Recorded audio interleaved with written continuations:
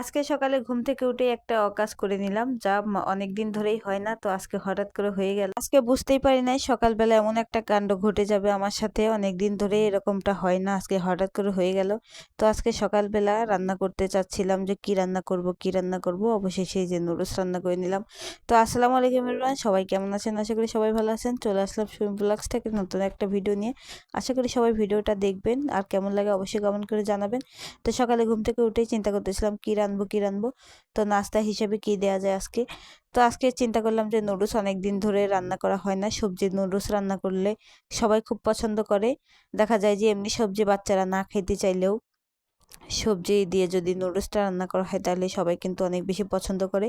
আর আপনাদের ভাইয়া তো অনেক বেশি পছন্দ করে, তার সবজিটা খুবই পছন্দ। সবজি সে যেমন পছন্দ করে আমিও খেতে পছন্দ করি। সবজি হইলে আমাদের মাছ মাংস না হইলেও চলবে।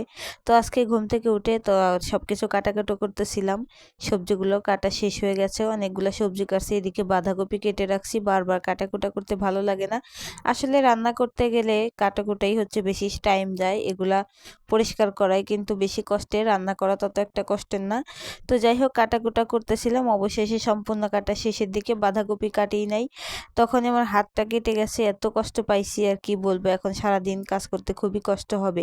তো যাই হোক সকালবেলা নুডলসটা রান্না করে নিলাম, ওদিকে মুরগির মাংস রান্না করছে, ওগুলার ভিডিও দেখাইতে পারলাম না কারণ ভিডিওটা ডিলিট হয়ে গেছে। তো যাই হোক এখানে বিছানা ঝাড়ু আছে, আগের অংশটুকু একদম ছোট হয়ে গেছে, আর কিছু নতুনগুলো একসাথে করে নেবো। এই জন্য আমি এই যে ফেয়ার লাভলি ছোনো ছিল এখানে শেষ হয়ে গেছে, তো ওইটাই কেটে নিলাম। এগুলোর মধ্যে ঝাড়ু দিলে কিন্তু অনেক দিন টিকে থাকে আর হাতেও ব্যথা লাগে না। তো যাই হোক এই ঝাড়ুটাও অনেক দিন আগের, এই একটা ভাবি আমাকে দিয়েছিল সেই গাউসিয়া থেকে, ওইটাই কিন্তু ছিল। তো আর কিছু দিয়ে দিলাম, এটা একদমই খাটো হয়ে গেছে ভাঙতে ভাঙতে। তো এটার সাথে একসাথে করে নিলাম। তো দেখতেছি যে আরো একটু হইলে ভালো হইতো, বা এটা চিকন হইলে ভালো হইতো। আরো কিছু ঝাড়ুর দরকার, এখানে শলার দরকার, তো ওগুলা নাই, আর কি করব, এতটুকুই দিয়ে দিলাম।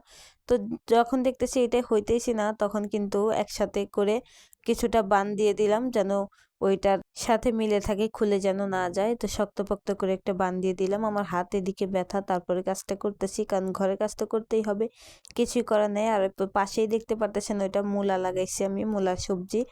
এখানে মূলার কিছু বিচি ছিল, তো আমার ছোট যা দিয়েছিল, তো এখানে সামান্য একটু মাটি দিয়ে ওইখানে লাগাইছি, এত সুন্দর হয়েছে মনে হচ্ছে এখনই উঠাই নিয়ে সালাদ তৈরি করে খেয়ে ফেলি।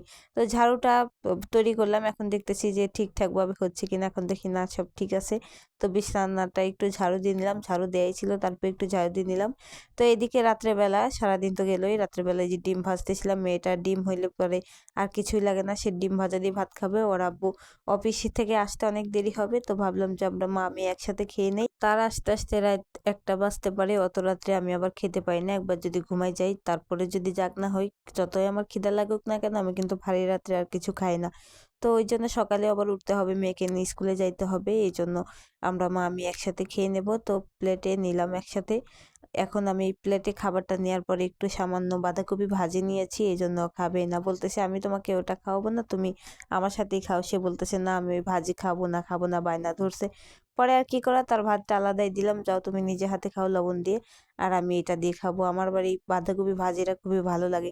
তো আজকে ভিডিওটা এই পর্যন্তই ছিল। সবাই অবশ্যই ভিডিওটা দেখবেন, আর ভিডিওটা কেমন লাগলো অবশ্যই কমেন্ট করে জানাবেন। সবাই ভালো থাকবেন, সুস্থ থাকবেন, আল্লাহ হাফিজ।